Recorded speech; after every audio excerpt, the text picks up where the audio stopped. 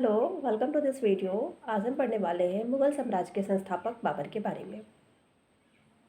बाबर मुगल साम्राज्य का संस्थापक था और बाबर एवं उत्तरवर्ती मुगल शासक तुर्क एवं सुन्नी मुसलमान थे।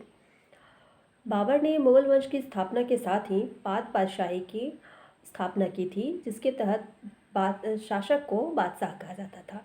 बाबर का शासनकाल 1526 से 1530 ईस्वी तक है और बाबर का जन्म फरवरी 1483 ईस्वी में हुआ था। इसके पिता उमर शेख मिर्ज़ा फरगना नामक छोटे से राज्य के शासक थे।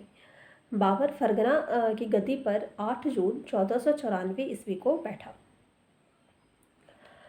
बाबर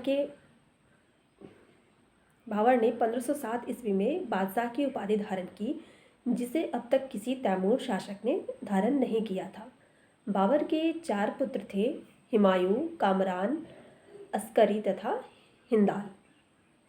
बाबर ने भारत पर 5 बार आक्रमण किया। बाबर का भारत के विरुद्ध प्रथम अभियान 1519 ईस्वी में यूसुफ जाई जाति के विरुद्ध था। इस अभियान में बाबर ने बाजौर और भेरा को अपने अधिकार में कर लिया। पानीपत के प्रथम युद्ध में बाबर ने पहली बार तुगलमा युद्ध नीति एवं तोपखाने का प्रयोग किया था। उस्ताद अली एवं मुस्तफ़ा बाबर के 2 प्रसिद्ध निशानेबाज थे, जिसने पानीपत के प्रथम युद्ध में भाग लिया था। बाबर द्वारा लड़ी गई प्रमुख लड़ाइयाँ युद्ध हैं। पानीपत का प्रथम युद्ध 21 अप्रैल 1526 ईस्वी को लड़ा गया और इसमें युद्ध में इब्राहिम लोदी व बाबर के बीच पानीपत का प्रथम युद्ध हुआ था और इस युद्ध में बाबर विजयी होता है। दूसरा महत्वपूर्ण युद्ध है खानवा का युद्ध, जो कि 17 मार्च 1527 ईस्वी में राणा सांगा एवं बाबर के बीच यह युद्ध हुआ था और इस युद्ध में बाबर विजयी होता है। चंदेरी का युद्ध 29 जून 1528 ईस्वी को मेदिनी राय एवं बाबर के बीच लड़ा गया और इस युद्ध में बाबर विजयी होता है। घाघरा का युद्ध 6 मई 1529 ईस्वी अफगानों एवं बाबर के बीच होता है और इस युद्ध में भी बाबर विजयी होता है। बाबर को अपनी उदारता के लिए कलंदर की उपाधि दी गई थी और बाबर ने मुसलमानों को तमगा नामक कर से मुक्त कर दिया था।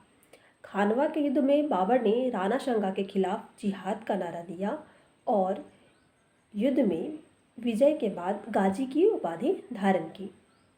30 जनवरी 1528 ईस्वी को जहर दे देने के कारण राणा सांगा की मृत्यु हो जाती है। बाबर ने बंगाल के शासक नुसरत शाह के साथ 6 मई 1529 को एक दूसरे की संप्रभुता का सम्मान करने का वादा करते हुए एक संधि की, जिसके अनुसार नुसरत शाह ने अफगान विद्रोहियों को शरण न देने का वचन दिया था। करीब 48 वर्ष की आयु में 26 दिसंबर 1530 ईस्वी को आगरा में बाबर की मृत्यु हो जाती है। प्रारंभ में बाबर के शव को आगरा के आराम बाग में दफनाया गया। बाद में काबुल में उसके द्वारा चुने गए स्थान पर बाबर को दफनाया जाता है। बाबर की मातृभाषा तुर्की थी, लेकिन वह अरबी और फारसी भाषा का भी जानकार था। बाबर ने अपनी आत्मकथा बाबरनामा की रचना की। बाबरनामा तुर्की में है, तुर्की भाषा में लिखा गया है और अपनी आत्मकथा में बाबर ने औपचारिक बागों की योजनाओं और उनके बनाने में अपनी रुचियों का वर्णन किया है।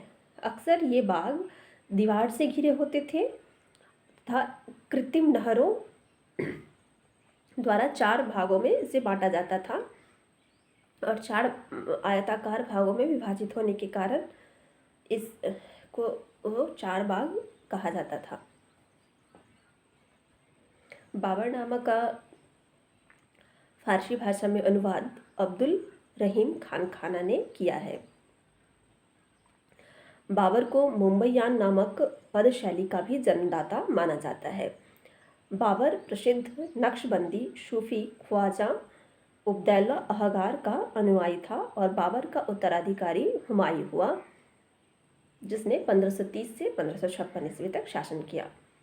तो ये था आज का क्लास, जिसमें हमने आज पढ़ा बाबर के बारे में, जो कि मुगल साम्राज्य था। अगली क्लास में हम जानेंगे हुमायूं के बारे में। Till then bye, thank you, thanks for watching. मिलते हैं नेक्स्ट वीडियो में।